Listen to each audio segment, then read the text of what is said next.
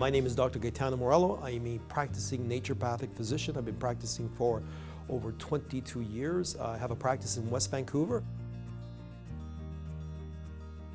Why is healthy gut flora so important? You know, that is really one of the most important questions you can ask. And I'm going to give you some background.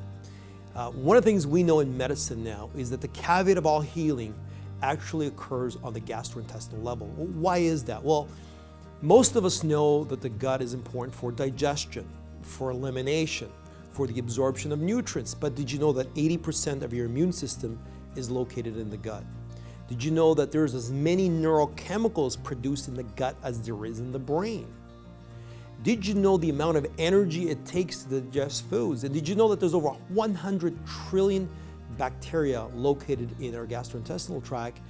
And lastly, did you know that what separates the gut lining from your blood, in other words, all that stuff in your gut, including the 100 trillion bacteria, what separates it from your blood is actually one cell, a microscopic entity. And what's interesting about that is, this to me is the paradox of medicine. For example, that one cell lining has to be strong enough to block these bacteria, to block toxins, to block large macromolecules from getting inside the blood. At the same time, it has to be porous enough to allow nutrients to get inside the blood. So this is really a paradox. So keeping the gut healthy, keeping the microbiome, which is the totality of all the bacteria in the gut, healthy, becomes a critical component in maintaining systemic health. And what we're looking in the research now is that increased gut permeability, the breakdown of that lining, really is associated with many of the complex chronic diseases that we now see in our society. So keeping that gut healthy becomes critically important in systemic health. What type of probiotic do I recommend? You know, this is one of the complex questions. And I think most of us know that all the probiotics available, it's very confusing what probiotic to take. And everybody, of course, has the best probiotic, but is that the case? And so I think to answer that question, we got to take a step back. Let's talk about, for example, one of the, a very serious infection that one can get when on antibiotics or when in a hospital on antibiotics, and this is something called C. difficile. C. difficile is one of the most difficult bacteria to eradicate, and what it creates is it gives you diarrhea and extremely high levels of gastrointestinal discomfort. And so the treatment for C. difficile is giving IV antibiotics. Now I'm going to give you a case. A 38-year-old female comes into the hospital, develops C. difficile. She is placed on IV antibiotics for 1 week, 2 weeks, 3 weeks, 3 months. The C. difficile is not eradicated. She has lost over 40 pounds. She was of normal weight to start off with, so now she's in critical condition. What the gastroenterologist did, went into her husband's gastrointestinal tract, isolated healthy bacteria from his gut, inoculated her with those bacteria, and the C. difficile disappeared in 2 days. She's completely healed.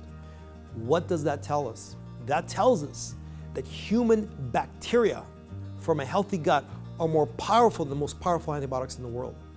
Why is that? Because the microbiome, the bacteria in the gut, produce bactericins that kill and keep in check these bad bacteria. What does this tell us about probiotics? It tells us that human strain probiotics are pretty important. So one of the things that I recommend is human strain probiotics that are room temperature stable. And why do I want room temperature stable probiotics? Because refrigerated products, I never know what I'm going to get in the end. Why is that? Because taking a probiotic out of the fridge causes death to those bacteria. Putting them back in the fridge restores it. Out and in, now we don't have a real control of what we are getting. So I like to utilize room temperature stable, human strain probiotics taken daily. I think probiotics are going to become a mainstream supplement to take on a daily basis because it really has an impact on the gut. Why? Because the gut needs a healthy microbiome. I think, most people would benefit from a Primadophilus Optima. People that have immune conditions, people that have gastrointestinal issues. Most individuals will need some help. People that are on antibiotics, people have gone through a lot of different chronic diseases. And for those of us who are extremely healthy, luckily, you can go on and take, for example, one of the pearls. A pearl is another branded product from Enzymatic Therapy. It's part of the Nature's Way family, and it has less of a payload. There's a bacteria in there called a BB536 that has over 80 clinical trials, and it's something that you can take on a daily basis. So, we have something for everybody.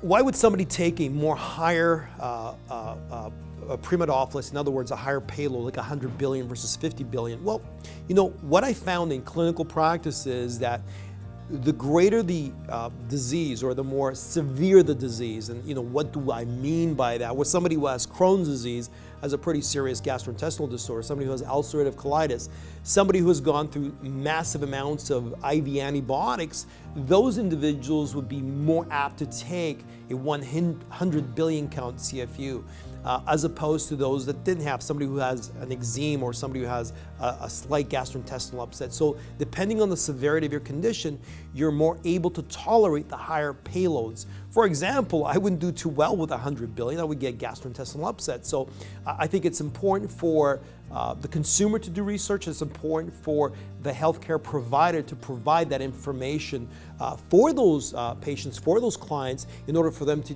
get the probiotic that's most suited for them.